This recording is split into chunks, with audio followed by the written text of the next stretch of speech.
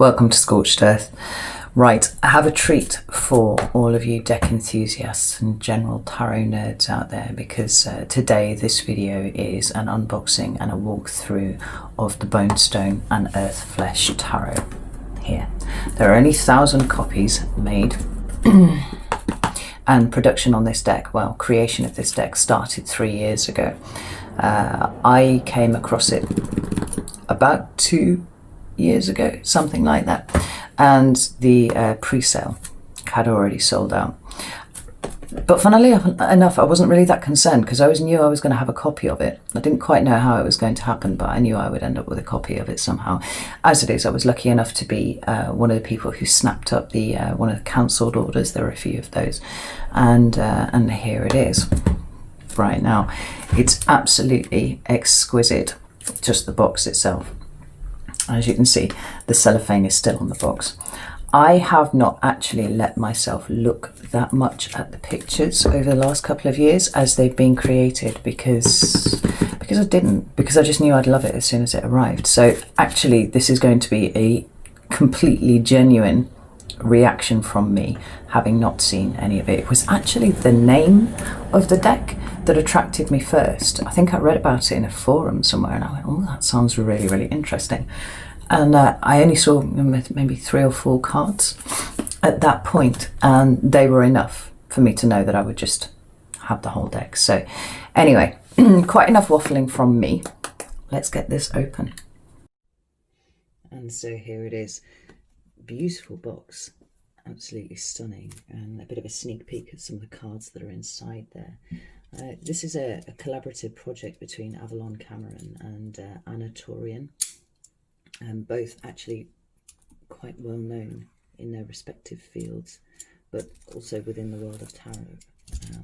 I believe Ana Tourian has actually illustrated several oracle decks, and I think she's in production of her own tarot deck at the moment too. I think it's called the Abyss Tarot. I'm going to find all of their social media gubbins and put it in the description box, so if you're interested in having a look. I think Avalon has a large community through Patreon and also on YouTube too as well, so I'll put all of the links to their respective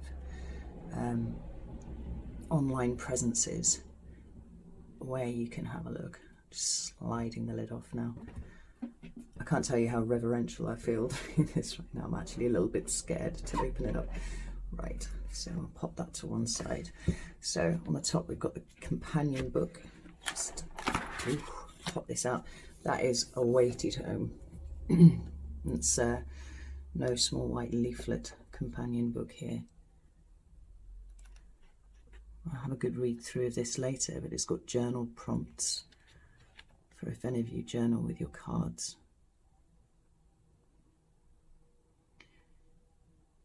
It has interpretations of, you know, for readings, or if this, you know, this court card turns up as a person, reversed meanings, and a narrative that's been written to go with the cards. I always quite like that, actually. It's something that I did quite a lot of when I was learning the tarot initially. Was to create a narrative around the card, actually. Let's just pop that there for a second and get these out. My God. Look at that. Red edges. These are absolutely exquisite. Right, they seem to be in order, so that will be the second half of the deck. And this is the first half. I love the books. It's really sturdy. It's going to last for a long time. But then these cards just scream quality, which is fantastic. Right, pop that to the side. And we'll put these out so you can see them. Let's move that there, actually. So obviously we're going to start with the major arcana. Actually, let's have a look at the back first. Really nice back. It's a really good card stock as well. It's like 400 GSM. So we have the Fool, the Magician, very Gandalf, the High Priestess. Oh, I love this. I love the fact that the spider is in there as well. Spiders speak of, you know, really supreme femininity to me, and I'm surprised it's a symbol that isn't used more often with the High Priestess. And we have the Empress, depicted as pregnant, obviously, surrounded by abundance. The Emperor is very active. I like that. I feel like there's a notion of like the wisdom of the ancestors coming through to help there. I really like that a lot. Okay, we have the Hierophant, interesting, depicted as a woman. It's not very usual, but I have to say I like it. I like it a lot. You know, sometimes people say to me, like, why do you need so many decks? And quite honestly, the answer is that you don't need loads and loads of decks. You can read perfectly well with one deck. But I love to see artists' interpretations and other people's interpretations of what these cards mean to them. And so quite often you will end up with, you know, very different imagery to what you would usually get, you know, with the standard Rider-Waite or something like that. There's the Lover's card. Beautiful. The Chariot. Oh, my Gypsy heritage loves that one.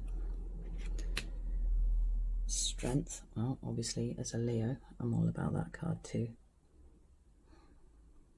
Again, snakes, which I associate with ancient wisdom. I really, really like that. It's a card that speaks to me about growth, so I like to see that one there. And the Hermit. I do like this. I love the fact that there are lots of women in this deck as well. I can not lie. Right. Actually, we need to start packing these up a little bit. Let's put these to the side.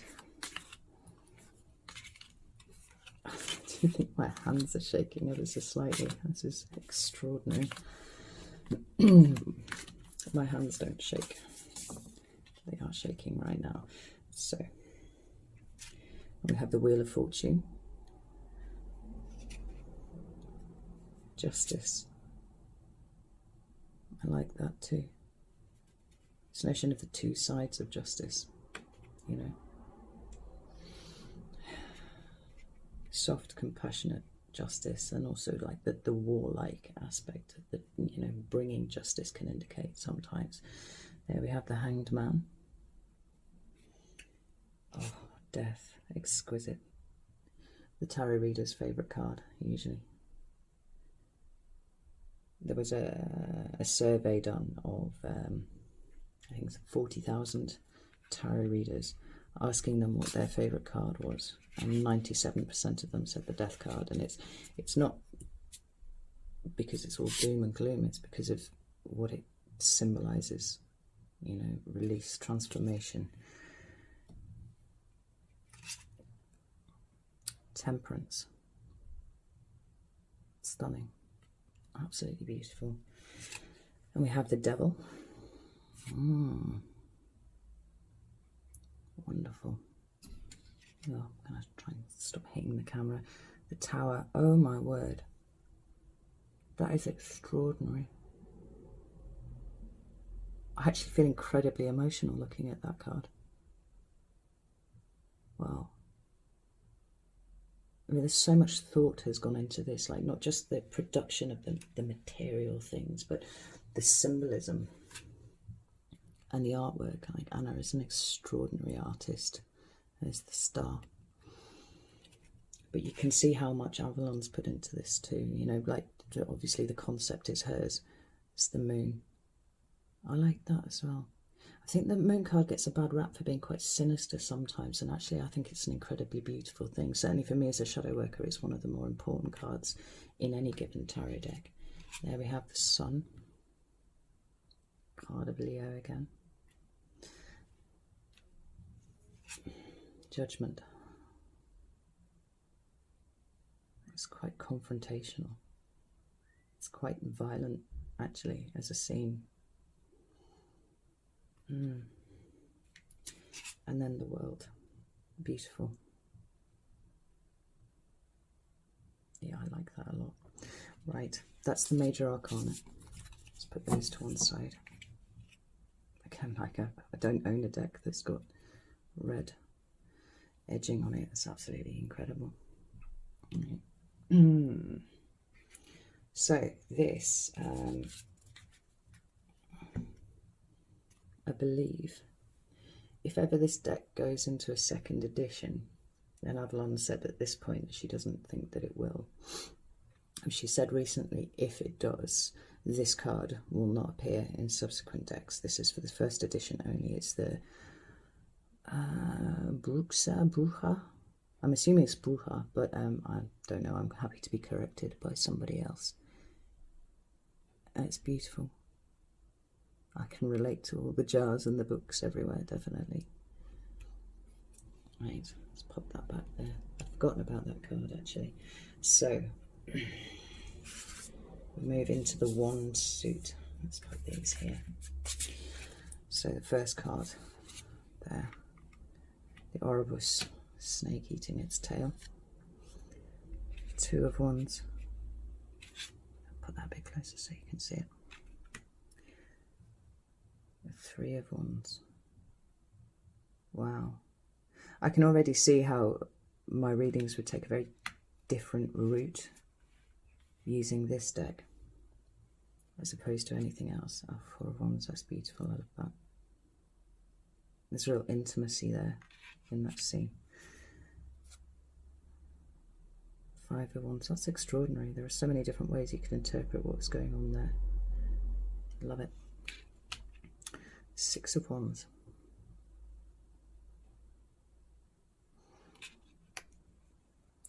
Seven. That's an interesting interpretation too. Wow.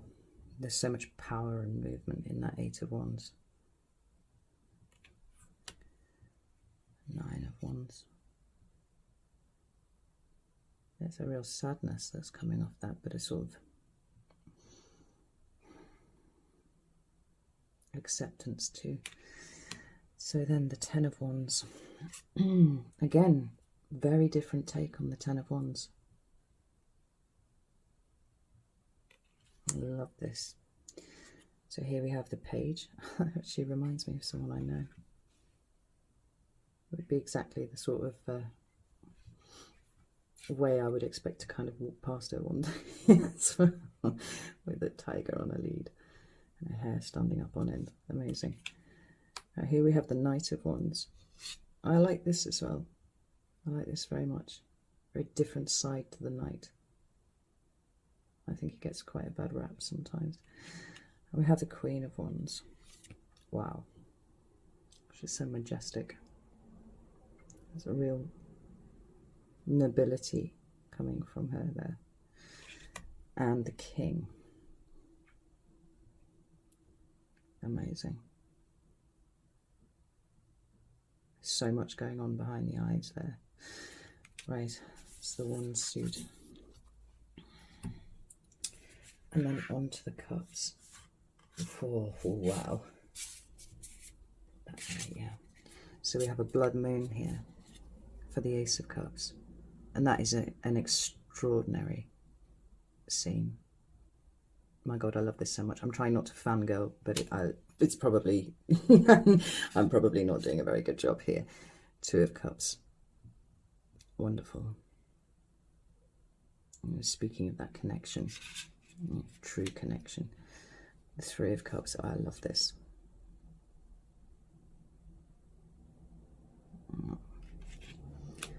Wow.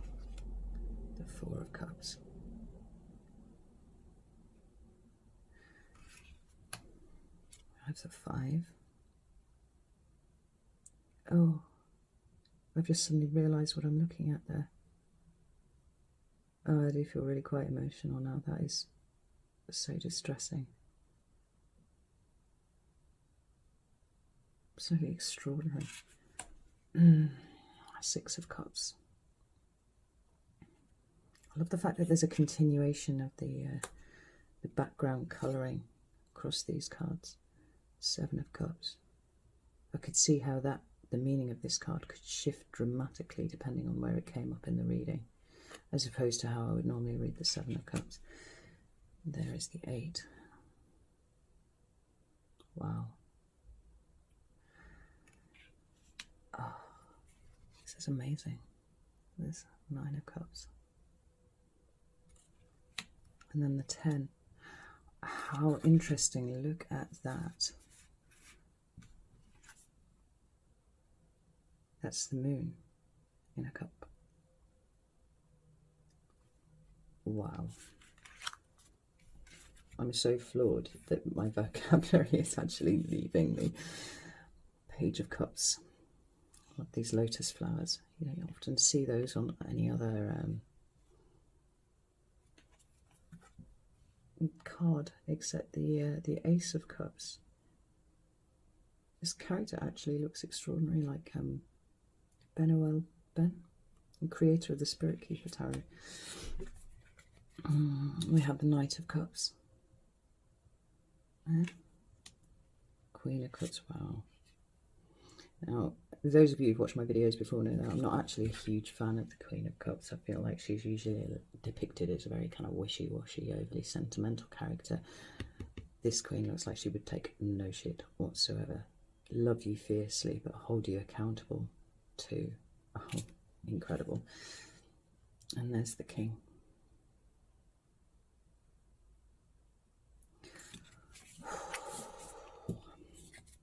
I'm so pleased that I can share this with you, this moment, because whenever I get a new deck, I just get very excited and you know, open it up. Some of them feel like more of an event, and this definitely feels like an event. There's the Ace of Swords. Oh, Two of Swords. Incredible. Love the Raven down here. She's swinging a pendulum. Oh, it's the Three of Swords.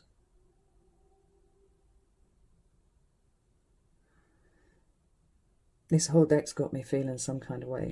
Don't mind telling you. Four of Swords.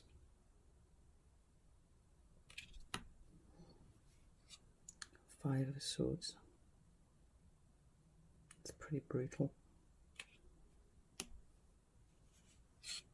And 6.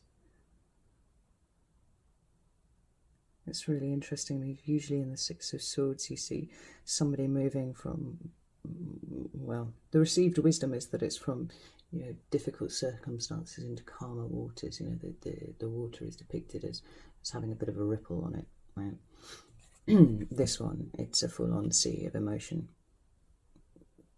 that you're needing to move through to this star in the sky in front. Wow, actually just speechless at this. Seven of Swords. We have the 8. Wow. Like, I genuinely feel like sitting with this whole deck and going through it card by card, and just sitting with the individual energy of the deck is something that I'm probably going to do, because it's so dense. Like the symbolism is incredible. There's the 9 of Swords. Wow. And the 10. I could see how this deck would be incredible for shadow work. You know, it's like it's taken the standard themes that we expect to see in a tarot deck, and it's kind of stepped them beyond. It's the Page of Swords.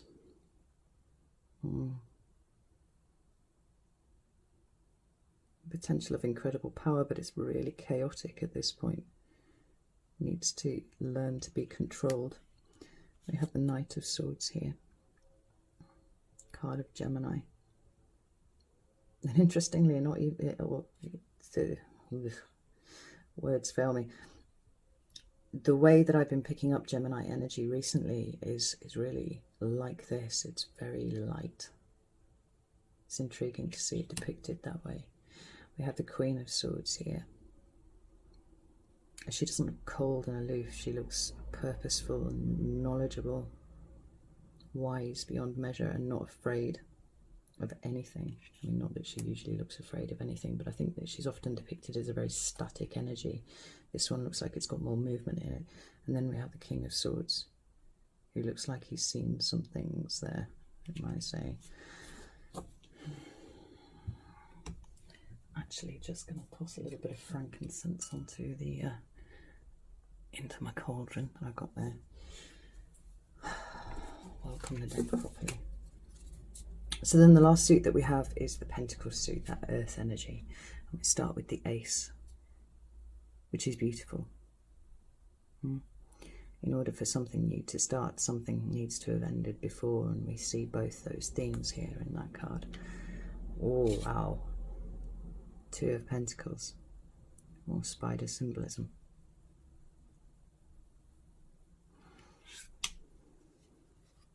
Three of Pentacles.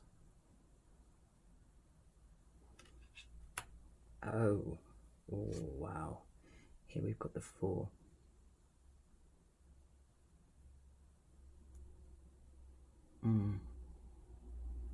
As an intuitive springboard, this deck is really quite amazing. Five of Pentacles. I love the fact that the Pentacles cards are so bright as well. I mean, often anything to do with the Earth suit is very muted, almost a little dull. Not so here. There's the Six of Pentacles.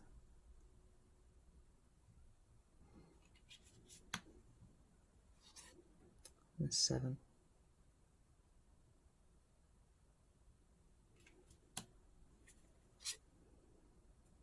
The Eight. Oh, wow. And the Nine.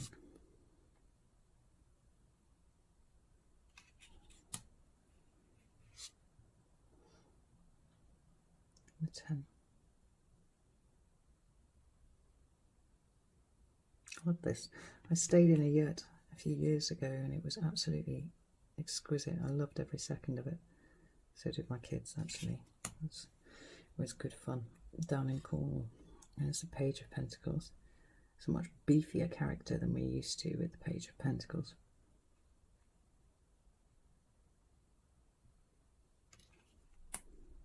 Oof. And here's the Knight. Definitely one to sit with for a while. There's so much to unpack here. And we have the Queen.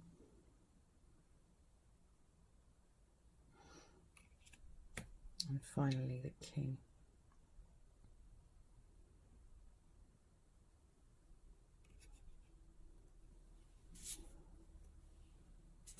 I like the fact that the kings and the queens have all been depicted as different ages as well. I don't think it's necessarily different, you know, stages of maturity, but you know, one would expect the King of Wands to take over something young. The King of Pentacles has worked his way through something. The King of Swords and the King of Cups feel like they're older because of the experiences, the difficult things that they've been through that have given them the wisdom. The King of Wands is wise in some ways, but he's very much driven with that kind of youthful passion. Wow. I'm actually speechless for all I'm kind of burbling words. I'm actually kind of stunned by this, and I'm so glad that I've managed to get my hands on a copy of it. So tell me what you think in the comments. Like, give me your feedback. You know, have you managed to get a deck as well, or were you one of the people who really wanted to get a deck and then you missed out? Look at that Fool, man. Absolutely incredible. Yeah, let me know in the comments what you think.